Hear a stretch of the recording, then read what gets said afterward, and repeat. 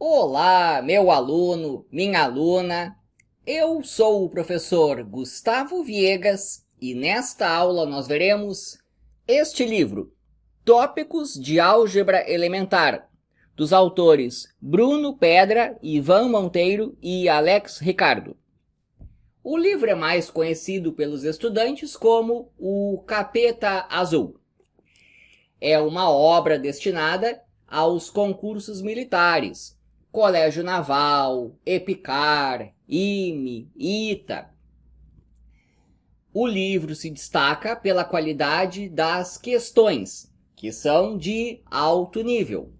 Os autores as separaram em 3 categorias: os introdutórios, os avançados e os que caíram em concursos. Mas tem poucos exercícios que caíram em concursos, e tem vários dos avançados. E mesmo boa parte dos introdutórios já são difíceis. Então, é um livro que um estudante, em geral, tem dificuldade de estudar. É para pegar pesado. Vou fazer aqui uma crítica construtiva. E espero que os autores entendam que eu faço isso com carinho. É a sugestão de um colega de profissão. O primeiro capítulo fala sobre conjuntos, e aí a obra é comum, não foi muito diferente do que os outros livros que existem no mercado. Já no capítulo de módulo, começam a aparecer as primeiras questões interessantes. No capítulo sobre módulo, eu recomendo que escrevam 1 ou 2 linhas sobre a desigualdade triangular. Na sequência, falam sobre polinômios e tratam o método de Ruffini em apenas um caso. Daria para colocar mais um caso. E também deixo como sugestão falar sobre o método de Descartes para a divisão de polinômios. No capítulo de polinômios, aparece o assunto MDC. Isso aí é pouco conhecido dos estudantes, então ficou bacana. Este livro tem diversos assuntos que são pouco escritos nos outros livros que existem no mercado. Então, MDC de polinômios aparece aqui, mas faltou colocar um bom exemplo. Eles falam sobre a congruência módulo M tratando com polinômios. Isso aí é muito bacana. Tem umas questões do Colégio Naval que caem nesse assunto.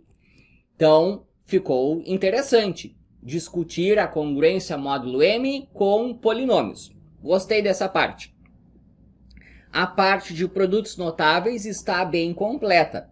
Eles trazem todos os principais casos e alguns pouco conhecidos. Isso é interessante, porque quando você vai prestar uma prova complicada, você tem que saber aquilo que usualmente cai e um pouco mais. E aparece aqui. Eu gostei da questão resolvida sobre a identidade de Sophie Germain. A parte de fatoração e racionalização está incompleta. Eles só escolheram 1 ou 2 casos para comentar. Eu aumentaria esse capítulo. Depois vem um capítulo que eles chamam de função do primeiro grau. E aí eu faço uma correção. Seguindo a linha do professor Elon Lages Lima, função não tem grau. Então, o termo correto é função afim.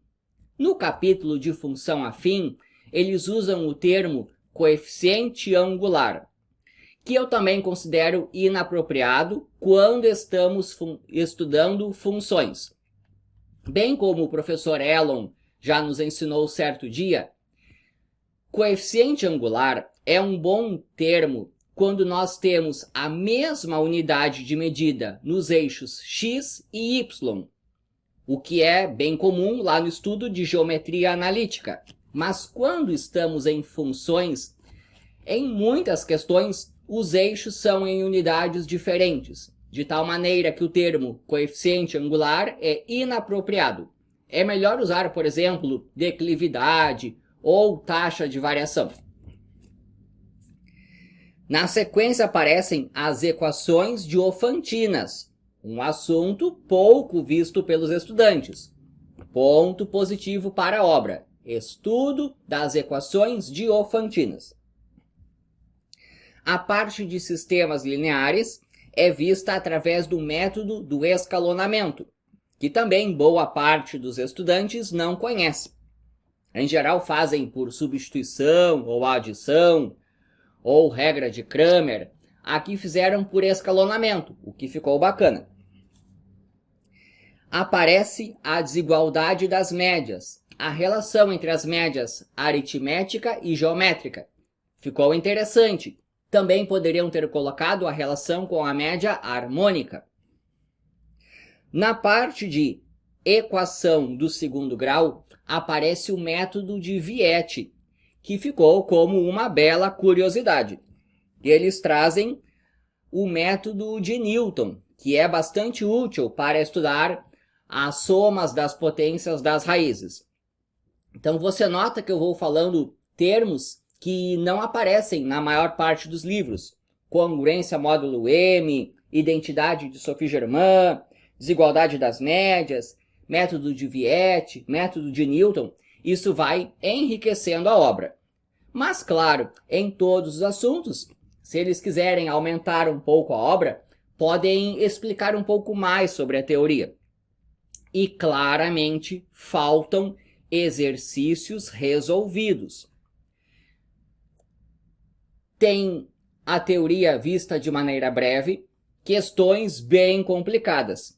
Eu recomendo que seja colocado um conteúdo intermediário, algo que torne um pouco mais fácil o acesso do aluno a estudar as questões complicadas que são propostas aqui.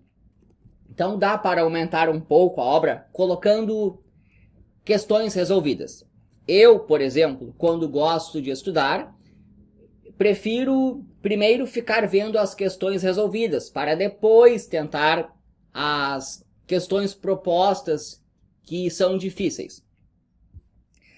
A parte de equação biquadrada, como em todo livro em português, está incompleta. Eu ainda não achei um livro sequer em português que trouxesse de maneira completa a teoria das equações biquadradas. Isso tem em inglês, em vários livros, e é bom separar em 3 ou 4 casos. Recomendo que seja colocado numa futura edição desse livro.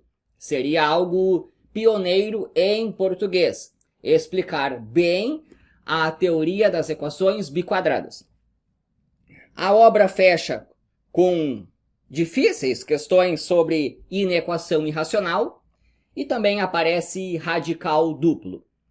Então você nota que aqui nós estamos falando de uma obra que trata a álgebra elementar em alto grau de dificuldade. É um material que eu recomendo para os estudantes. Eu tenho certeza de que você vai aprender bastante resolvendo, ou pelo menos tentando resolver, a maior parte das questões que os autores propuseram. Espero que tenha gostado. Seja membro do canal para ver vídeos exclusivos, receber a nossa revista mensal, participar das aulas ao vivo. E é isso daí.